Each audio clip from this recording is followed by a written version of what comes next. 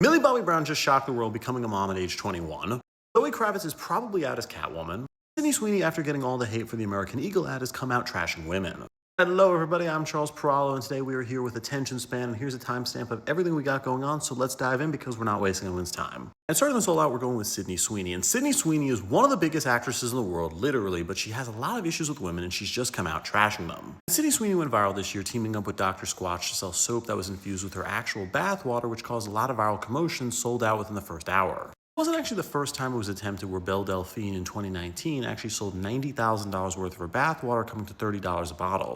The problem was because Belle Delphine was technically selling human waste, it was deemed a hazard by PayPal, so because of that she couldn't get any of the money for 3 years. But in the case of Sweeney and Dr. Squatch, they were able to avoid the regulatory hurdles because it wasn't soap, so it was deemed sanitized, so because of that they were able to sell the product, and also it was only a few drops. Sweeney's come out saying that her problem in Hollywood is women, where she has a lot of support from men, where she does something like the Dr. Squatch ad and they're all laughing and supporting her because it's supposed to be a joke, but then women at the same time are jealous and always trying to bash her.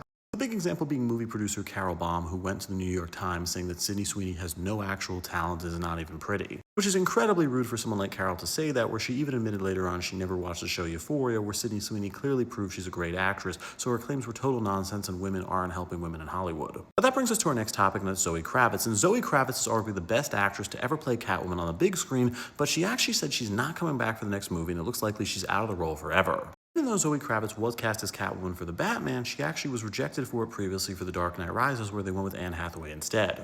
Zoe Kravitz said she actually got into a feud with the casting producer because they said the reason that they rejected her was she looked too urban, aka too black.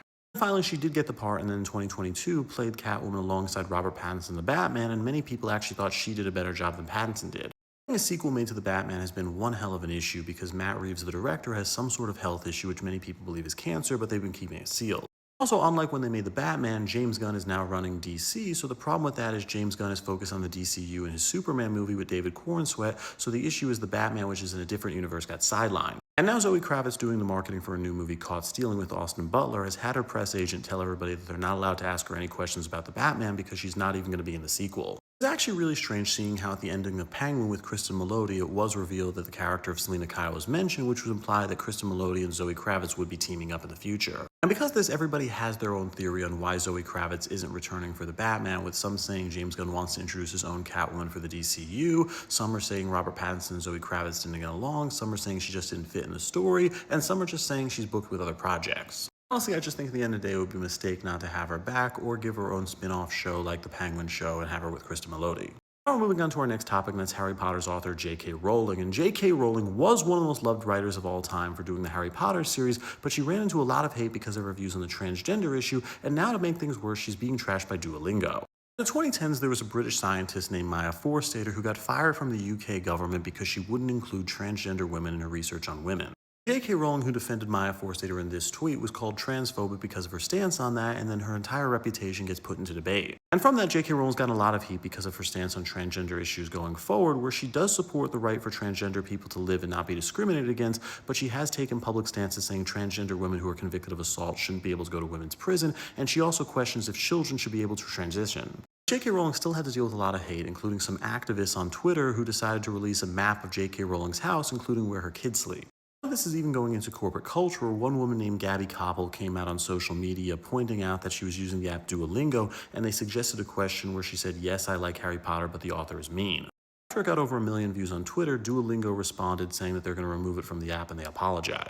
What's absolutely crazy about this is this wasn't some sort of AI mistake. This was an employee at Duolingo who decided to put that in just to be rude to J.K. Rowling, which is absolutely and totally unprofessional. And now we're moving on to our next topic, and that's Holly Madison. Holly Madison has managed to stay relevant for the last 20 years, even 7 years after Hugh Hefner's passed away, but she's been accused of jumping on different bandwagons, and now she's being called out for saying she's autistic. Holly Madison moved into Hugh Hefner's mansion when she was 21 years old before undergoing a series of plastic surgeries, and she also said when she first moved in, she didn't actually think she'd have to be Hugh Hefner's girlfriend. She thought it was all for show until her second week there, when she was expected to get into bed with Hugh Hefner and 6 other girls, and she said she got absolutely drunk out of her mind as Hugh Hefner got on top of her.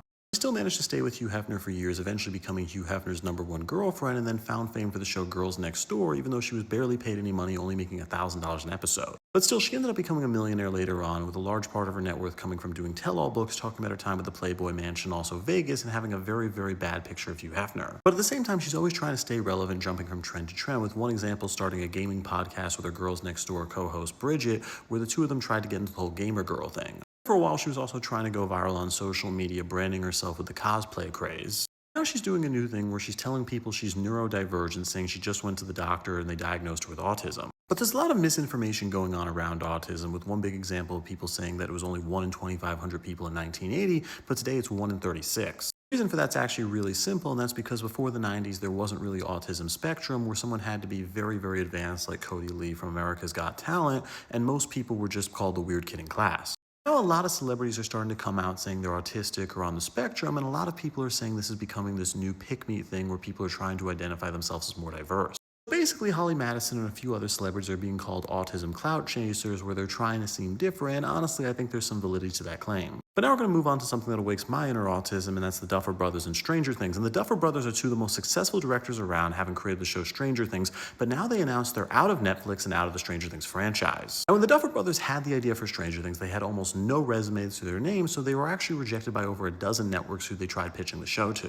The reason being that every network they went to had the same complaint, and that's that they didn't believe adults would watch a show where kids are the main characters, and they wanted David Harbour's character of Hop to be the main character of the show, and the kids were more of side characters. But the Duffer brothers fought back on that idea big time, pointing out how It by Stephen King was extremely popular with adults, even though the most important scenes in the book were them as kids. The idea was dead until Netflix stepped in, offering to work with the Duffer brothers to make Stranger Things, giving them a budget of $48 million, which definitely paid itself back, where it became the biggest show on Netflix. But now, even though Stranger Things is ending, Netflix said they still plan on working with the Duffer brothers, with one big example being a cartoon series called Stranger Things Summer of '84, and then at the same time, there's also two new shows that are not related to the universe, one being called The Burrows, the other being called Something Really Bad Is About to Happen, and then Netflix also announced there will be a Stranger Things spin-off show. Or at least that was the plan, because now the Duffer brothers announced they're actually going to be leaving Netflix to go to Paramount Plus for the next 4 years, where apparently Paramount's given them a $1 billion budget to make a series of movies and TV shows, with them having full creative control. Stranger Things fans, this is really unclear of what's going to happen, because The Burrows, Something Really Bad Is About to Happen, and also the cartoon show are definitely happening,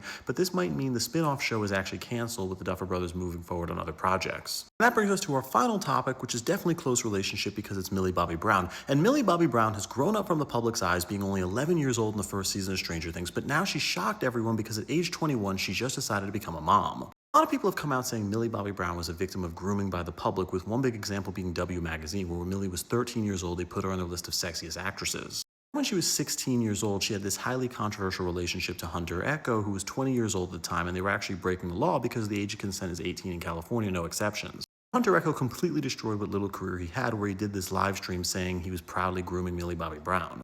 For a year before Millie Bobby Brown turned 18, there was a subreddit called Millie Bobby Brown 18XXX, where the entire plan was just to get nude photos of Millie Bobby Brown the moment she turned 18 and was legal. Because of some visible grooming, a lot of people in the public thought that Millie Bobby Brown's relationship to Jake Bon Jovi was weird, because he is a little bit older than her, and at the same time they thought it was inappropriate she got engaged at 19, thinking that was a poor life choice. Screw them, he's only 2 years older, and they're both these two very attractive, very wealthy people, so it's really not that big of a deal, but hey, now they have a kid. Millie Bobby Brown and Jake Bon Jovi are adoption kings and queens, where they have adopted 62 animals. But now they decided clearly to take that a step further, revealing they've adopted a human child, even though they haven't really given much information of what country the kid's from, what gender, and we're all learning that very soon. Some people are saying it's not fair that they got to adopt, because the process to adopt a kid is normally over 2 years, so some are saying they got special privileges because they're celebrities and wealthy.